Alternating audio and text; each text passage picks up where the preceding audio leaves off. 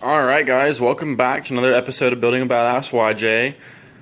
Today I kind of just want to do a walk around of what I've done to it recently and talk about how it performed on the trail. I took it to Prairie City last week and it did fucking amazing. So I'll link a couple pictures at the end of the video. You guys can check it out how it did, and follow me on Instagram and you can see some more video or some more pictures. So let me just start walking around and we'll see what's up.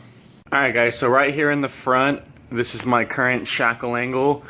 Basically, if you look at it, they are 1/4 inch offset shackles. I went from the 7-inch shackles straight to the 6 inch with a 1/4 inch offset, just because that is what made my springs correct.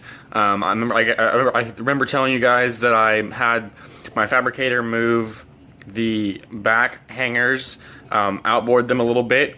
The fronts, however, I did not want to outboard because they're fine the way they are. So I just did the offset shackles, and my leaps are sitting almost dead perfect now, so that's great.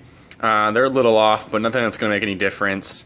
So that's that. This shackle angle I flexed amazing with.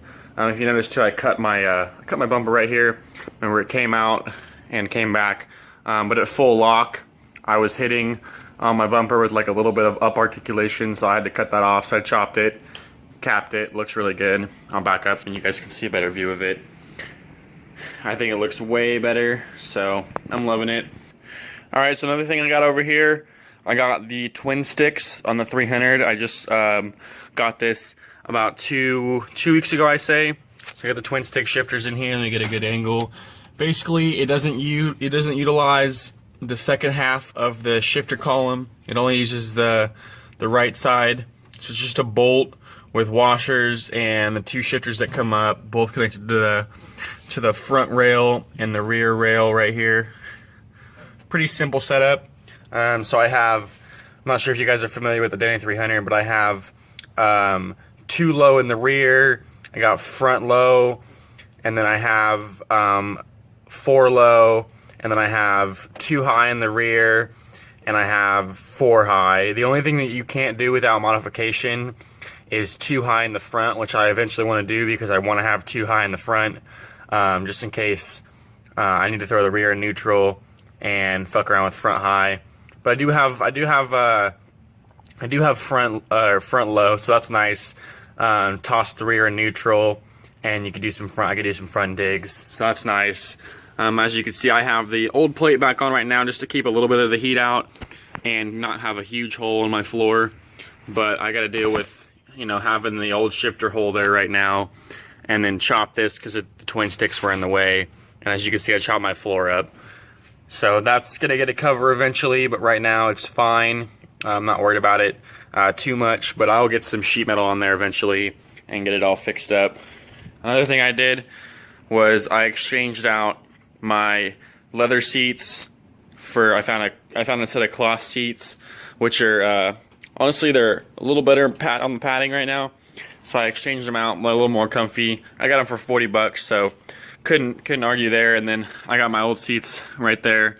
So the old passenger seat's gonna go back here. As soon as I get a fuel cell right now, you can see I have the stock tank back here. Let me get a better view. So I have the stock tank back here. I don't like it. As you can see, I have 2 ratchet straps. Not the best way to hold shit down. Hooked on my hitch back here, and hooked on to there's a bolt back here it's hooked onto, and then both of those up there are hooked to my seat rails. So it's not the best, but it's getting the job done right now. Also, what I was doing with last time was I had no EBrake, so I went to Pick and Pull and picked up some EBrake cables from where did I pick them up from? A K20, a 70s K20. So I just I picked these up from a van. I think they're, what are they called, G20s I think, but I picked up both EBrake cables and ran them over to both sides and got this mocked up. Let me get under the Jeep and I'll show you what the EBrake cable I did with. So this is the stock EBrake linkage right here. This rod that comes off of what hooks to the cable, this rod curved up and came out more. As you can see, it's all bent up because this is where it originally curved, and then I had to make it curve. I had to extend it a little bit. I had to extend it like about 3 inches. So what I did was, because it wouldn't hold. So as you can see, I took a welder and just burned that shit together. So it's not coming apart anymore. Have both the cables, and then this is coming through a stock hole, and then this is coming through the hole off of my exhaust mount. But it works, gets the job done. I don't roll backwards, so it's nice. And then I finally got my front drive shaft in, so I'm wheeling. Like I said, I'm gonna post up some pictures on the end of this video from my Prairie City trip, so I'll get those in there and have some fun. You guys can see how much fun I had. It was pretty cool. And then one thing I want to end the video with is showing you guys this air compressor I got. I've had this air compressor for about 3 months now, and I haven't bought anything for it. I just got, so I just bought this hose for it, and had to get the disconnects and stuff. But I got the hose mostly because I came back from Prairie City, and I came back. I drove all the way home, only like 30 miles. Drove all the way home on 15 psi 37s because my little compressor just wasn't getting the job done. So I decided to bite the bullet and go get a hose, because this has just been chilling in my garage for 3 months with no hose, no use. And then I also picked up a Cobalt half-inch impact gun with a swivel connect. So this will get the job done a lot quicker on a lot of things, stuff like U-bolts and leaf bolts. And then I love this thing to death. I just picked up this thing. It's a Cobalt inflator, so it shows me the PSI that my compressor's coming out at, and then when I let go of the trigger, it shows me the PSI of my tires. So that's nice. It fills up my 37s from empty to 30 PSI in about a minute and a half. So that is the shit.